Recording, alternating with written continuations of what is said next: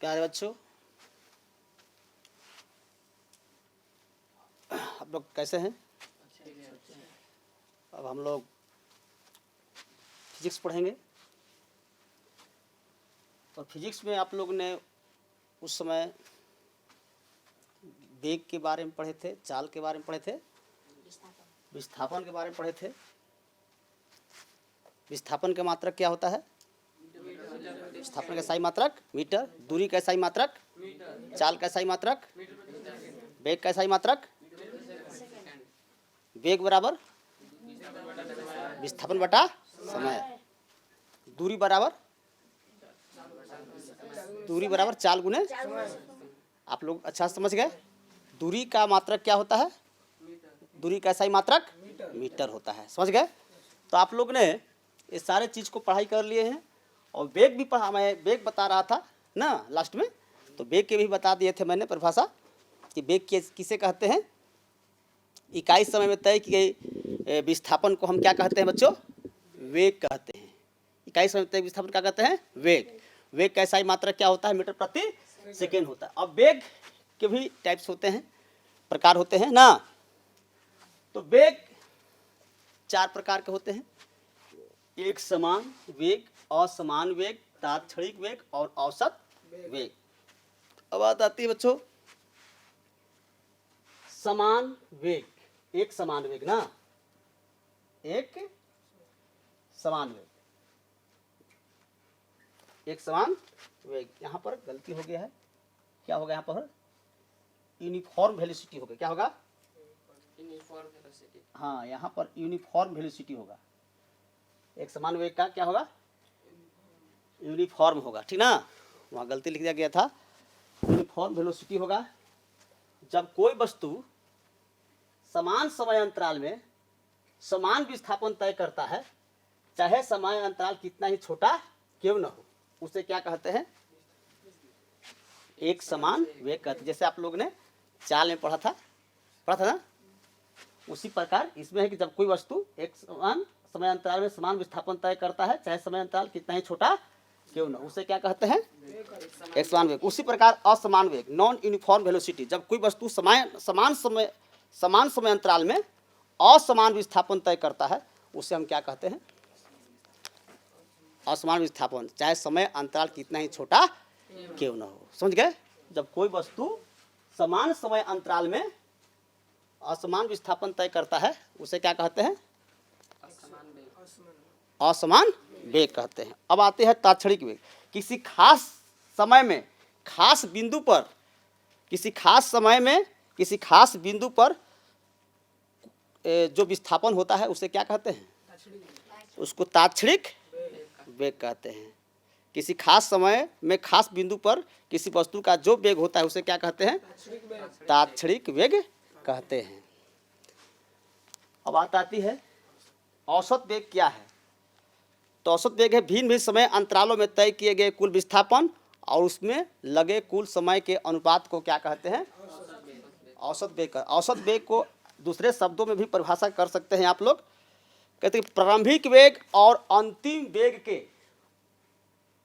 प्रारंभिक वेग और अंतिम वेग के औसत मात्रा को क्या कहते हैं? औसत वेग कहते हैं। अंतिम वेग और प्रारंभिक वेग के समानांतर माध्य को क्या कहते हैं? औसत वेग कहते हैं। जैसे कि औसत वेग का सूत्र होता है, औसत वेग का सूत्र होता है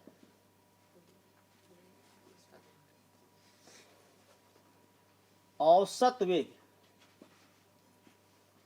औसत वेग यानी एवरेज वेग। एवरेज वेग मतलब वेलोसिटी। तो इसका होगा u प्लस v बटा में 2, u प्लस v बटा में 2। समझ गए हैं? जो अंतिम स्थिति, जो अंतिम वेग, हाँ, प्रारंभिक वेग और अंतिम वेग को जोड़कर क्या करेंगे? 2 से भाग दे देंगे तो उसका औसत वेग निकल जाएगा, ठीक ना। औसत वेग का मात्रक क्या होता है? औसत वेग का मात्रक क्या होता है? औसत वेग का सही मात्रक होता है मीटर प्रति सेकेंड, ठीक ना। अब बात आती है कि चाल और वेग में अंतर क्या है। चाल और वेग में अंतर क्या है? चाल और वेग में अंतर क्या है? ठीक ना है? चाल और वेग में अंतर,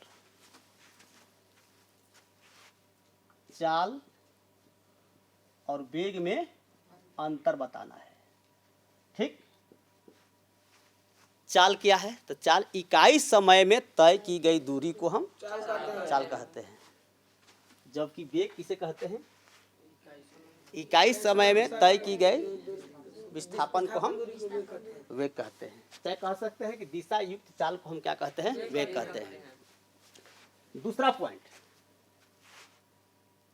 चाल एक अदिश राशि है।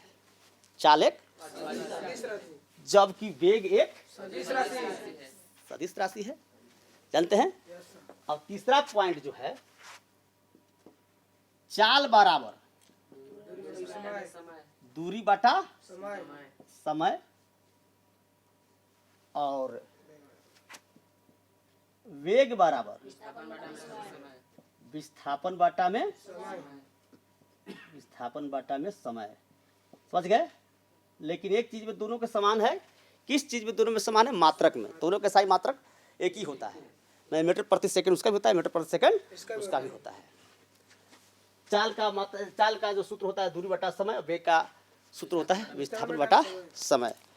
अब बात बताया, देखिए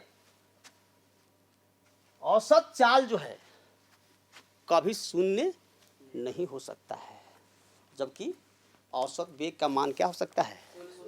शून्य हो सकता है। समझ गए? अचर चाल में अचर वेग अंतर्निहित नहीं है, जबकि अचर वेग में अचर चाल अंतर्निहित है।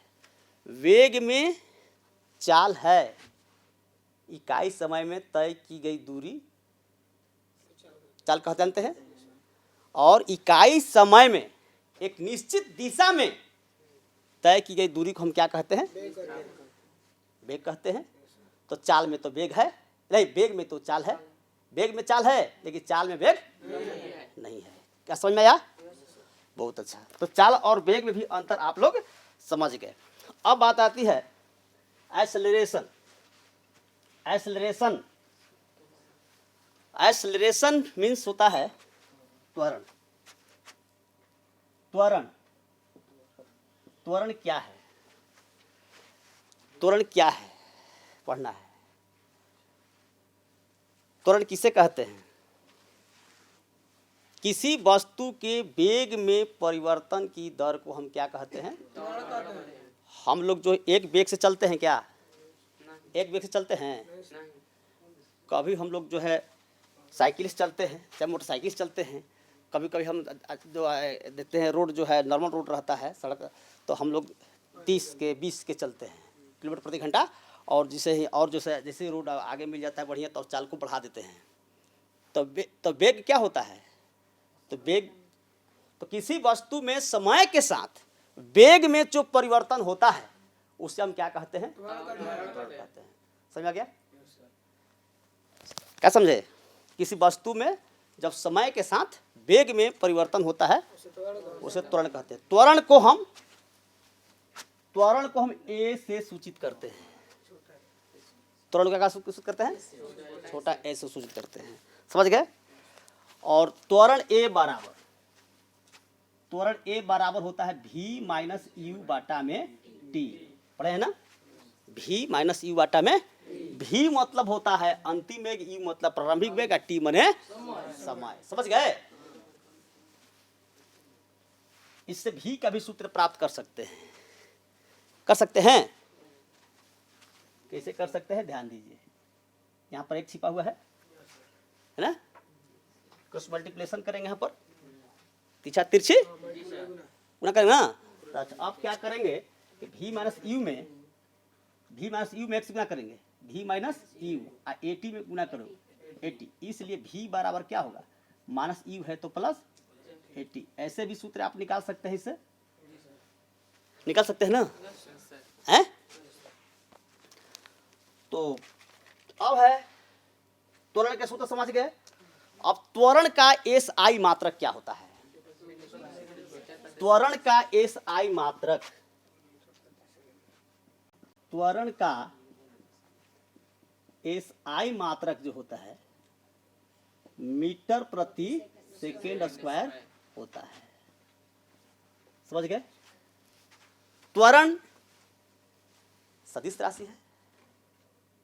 त्वरण त्वरण की दिशा होती है, जानते हैं, बताया गया आप लोग को। क्या किलोमीटर प्रति घंटा स्क्वायर भी कर सकते हैं, क्या मीटर प्रति मिनट स्क्वायर भी इसका एसआई मात्रक बोल सकते हैं, ठीक ना। अब बात आती है कि त्वरण, त्वरण जो होती है धनात्मक भी होती है, ऋणात्मक भी होती है और शून्य भी होती है।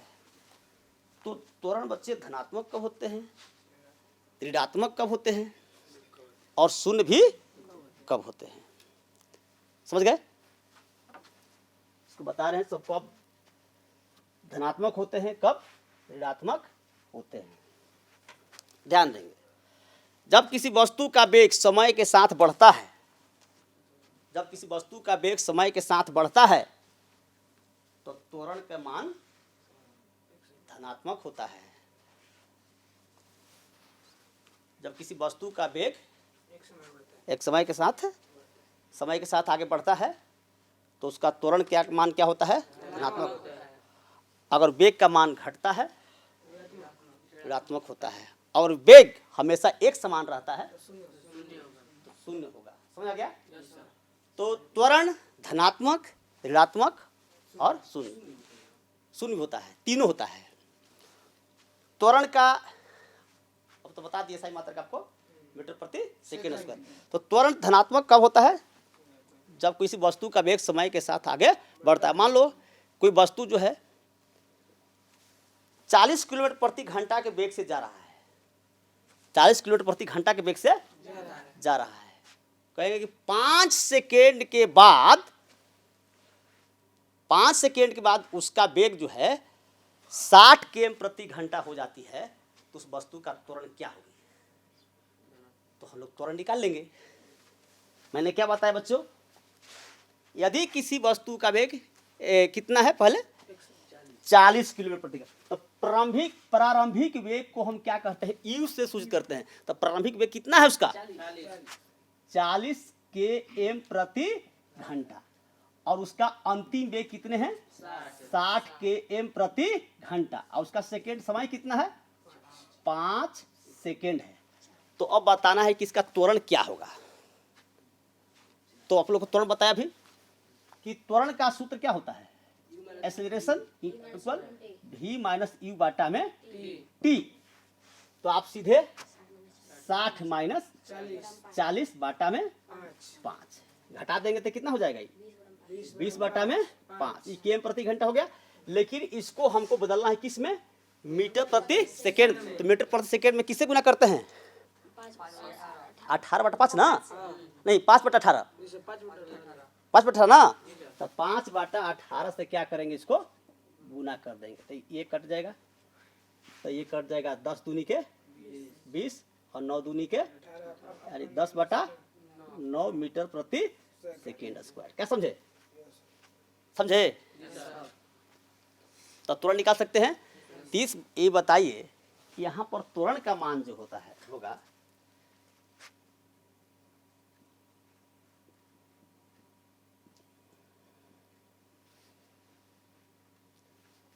धनात्मक होगा कि ऋणात्मक होगा? धनात्मक होगा, होगा ना। जब यही बात कहेगा कि जब किसी वस्तु का वेग जो है, जब किसी वस्तु का प्रारंभिक वेग 60 km प्रति घंटा है और 5 सेकेंड के बाद उसका अंतिम वेग कितना हो जाता है? 40 km प्रति घंटा हो जाता है, तो उसका ऋणात्मक हो जाएगा। हम क्या लिखेंगे? 40 घटाओ 60, 40 माइनस 60 लिखेंगे। ये जो मान आपका प्लस में है वो क्या आ जाएगा? माइनस में आ जाएगा। तो त्वरण के मान क्या हो जाएगा? ऋणात्मक हो जाएगा। और ऋणात्मक त्वरण को हम मंदन कहते हैं। ऋणात्मक त्वरण को क्या कहते हैं? मंदन कहते हैं। अब बात आती है कि शून्य कब होगा। मतलब कोई वस्तु जो है 40 किलोमीटर प्रति घंटा से वो जा रही है और 5 सेकेंड के बाद भी उसका वेग, अंतिम वेग उतना ही है। कितना? 40 किलोमीटर प्रति घंटा। यानी प्रारंभिक वेग और अंतिम वेग दोनों समान है, तो दोनों को घटा दीजिएगा तो 0 बच जाएगा और उसको समय से भाग देंगे तो 0 रहेगा। तो यदि वस्तु का जो है समान वेग रहेंगे तो अंतिम वेग और प्रारंभिक वेग, तो उसका त्वरण क्या हो जाएगा? शून्य होगा। तो क्या आप लोग को समझ में आया? तो त्वरण के मान धनात्मक भी, ऋणात्मक भी और शून्य तीनों होते हैं। और ऋणात्मक त्वरण को क्या कहते हैं? मंदन कहते हैं। समझ आया आप लोग को? अब होता है कि एक समान त्वरण क्या है? Uniform acceleration. यदि किसी वस्तु का वेग समान समय अंतराल में समान रूप से घटता है और चाहे समान रूप से बढ़ता है तो उसे हम क्या कहते हैं? एक समान त्वरण कहते हैं। जैसे मान लीजिए स्वतंत्र रूप से कोई वस्तु ऊपर से गिर रही है तो उसका त्वरण क्या होगा? एक समान होगा। उसका जो हम त्वरण का मान निकालेंगे तो उसका एक समान होगा। अब है असमान त्वरण। यदि समान समय अंतराल में किसी वस्तु के वेग में परिवर्तन की दर असमान रहती है तो वस्तु के त्वरण को क्या कहते हैं? असमान त्वरण कहते हैं। जैसे कि एक कार सीधी सड़क पर चलते हुए समान समय अंतराल में असमान दर से अपने चाल को परिवर्तित करती है तो उसे हम क्या कहते हैं? असमान त्वरण। माने एक समान त्वरण नहीं बताया कि जब कोई कार जो है 40 किलोमीटर प्रति घंटा जा रहा है, 5 सेकंड के बाद उसका चाल बदल जाएगा तो क्या हो जाएगा? वो उसका और उसका जो वेग हमेशा मन आगे में क्या होता है? बढ़ता जाएगा, घटता जाएगा। तो उसका जो त्वरण निकलेगा वो क्या निकलेगा? असमान त्वरण निकलेगा। अब समझ में आ गया? समझ में आप लोग को? तो त्वरण के बारे में समझ गए।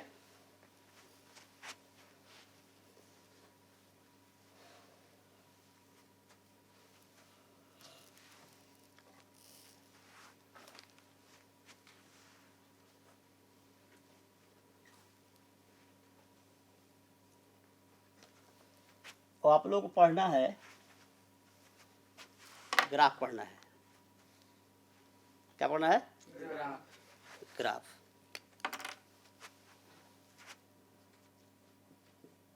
ग्राफ क्या है? ग्राफ किसे कहते हैं?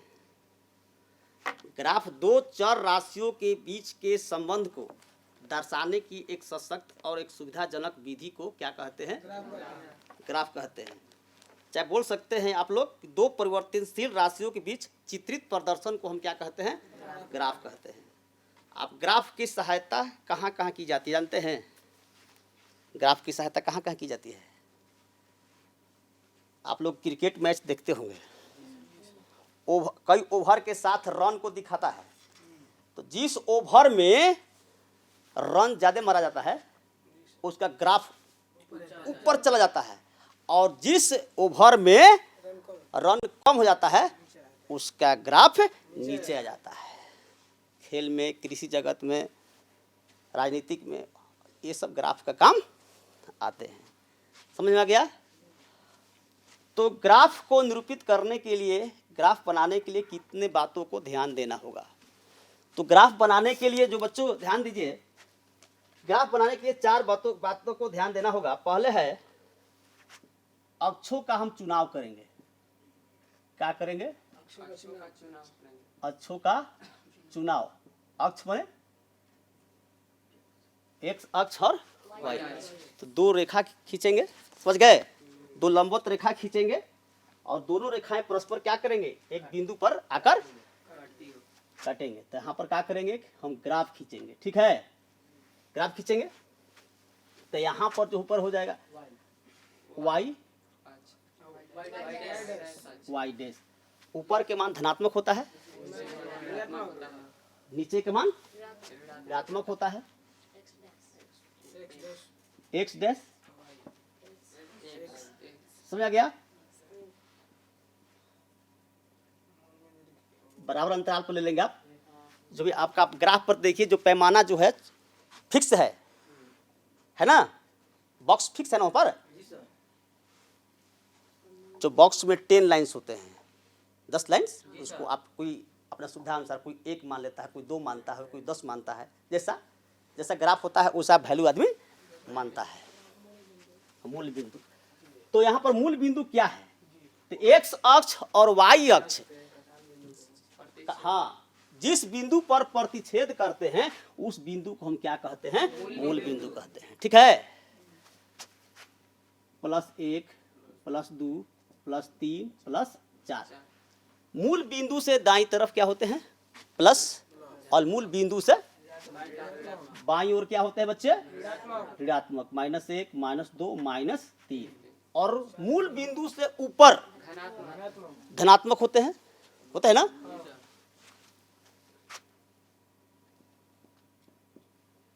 +1 +2 +2 +3 +4, और मूल बिंदु से नीचे क्या होते हैं? -1 -2 -3 -4। समझ गए? तो सबसे पहले हम क्या करेंगे? अक्षों का चुनाव करेंगे। 2 परस्पर लंबवत खींचेंगे और ये लंबवत जिस बिंदु पर कटेगा उसको क्या कहते हैं? मूल बिंदु कहते हैं। उन 2 रेखाओं में एक क्षैतिज रेखा होता है। तो क्षैतिज रेखा कौन होता है? x डैश क्या होता है? क्षैतिज। तो इसको हम कहते हैं x डैश को क्षैतिज रेखा कहते हैं, और हाँ y डैश को क्या कहते हैं? y अक्ष यानी उदग्र रेखा कहते हैं उसको। इसको उदग्र रेखा बोलते हैं। इसको बोलते हैं, क्या बोलते हैं? क्षैतिज। अब बात आती है पैमाना का चुनाव। दूसरा में क्या करते हैं? पैमाना का चुनाव करते हैं। अब यहाँ आप मानते हैं कि कितना बराबर हम 1 मानेंगे, 2 मानेंगे। समझ में आ गया? तो 2 राशियों क्रमित युग्म को जो है वह पेपर जिस पर ग्राफ खींचना होता है उसका आकार क्या होता है? सीमित होता है। जिस पर ग्राफ खींचना है उसका आकार जो है सीमित होता है। तो ऐसा पैमाना चुना जाता है कि दी गई राशियों का जो ग्राफ है उस पर आसानी से बन सके। ऐसा हम लोग पैमाना लेते हैं।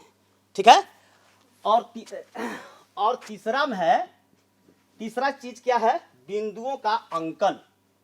बिंदुओं का अंकन, बिंदुओं का अंकन, बिंदुओं का अंकन, बिंदुओं का अंकन। आप क्या करते हैं? निर्देश बिंदु को आप दिया रहता है, इसमें आप इस तरह से बिंदु को इंडिकेट करते हैं, निर्देश करते हैं। यहाँ x लिखते हैं, y लिखते हैं, यहाँ 2 लिखते हैं, 3 है, मान लीजिए 2 है। इसको ग्राफ पर अंकन करना है बिंदु को। तो कैसे करेंगे?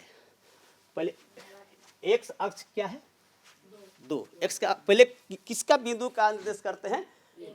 किसका अंकन करते हैं? पहले x का। किस बिंदु का अंकन करेंगे? पहले x अक्ष का 2। तो पहले x अक्ष पे 2 धनात्मक है, तो 2 धनात्मक किस ओर है? दाईं ओर है। तो 2 जो है कहाँ बच्चे हैं? यहाँ पर है, n है।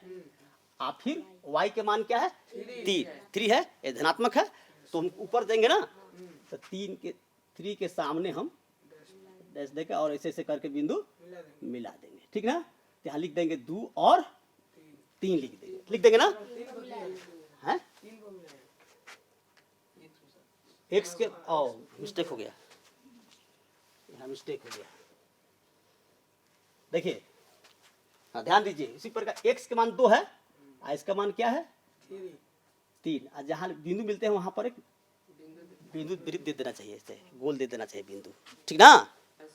और उसी प्रकार अब फिर x के मान क्या है? x के मान फिर 2 है, तो इसका क्या है? यही बिंदु हो जाएगा ना? दोनों तो थोड़ा सा अंतर कर देते हैं, यहाँ अंतर कर देते हैं। मान लो यहाँ पर हम यहाँ पर कर देते हैं 4, यहाँ कर देते हैं, यहाँ पर कर देते हैं 3 कर देते हैं, तो यहाँ पर हो जाएगा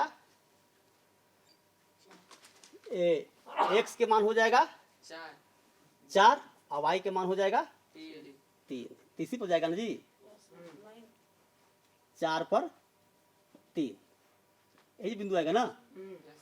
4 पर 3। समझ गए? इसी तरह से जो कोऑर्डिनेट आता है आप लोग उसको ग्राफ पर अंकित करते हैं। समझ रहा है? और फिर क्या करते हैं? बिंदुओं का मिलान। फिर क्या करते हैं? बिंदुओं का मिलान, बिंदुओं का मिलान करते हैं। ठीक है, तो क्या करते हैं कि जो हम रेखा पर जो है बिंदु आता है उसको हाथ से क्या करते हैं, इसको मिलाते हैं, स्केल से मिलाते हैं। आप इस तरह से ग्राफ पढ़ते हैं, समझ गए? जी सर। अब समझ में आ गया आप लोग को? जी सर। अगर इस पर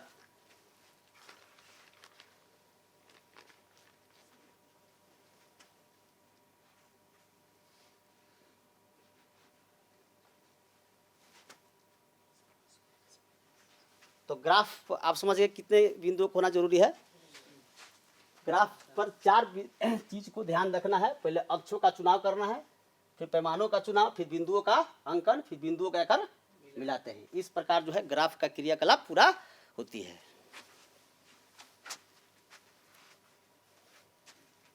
अब बच्चों यहां पर सीखना है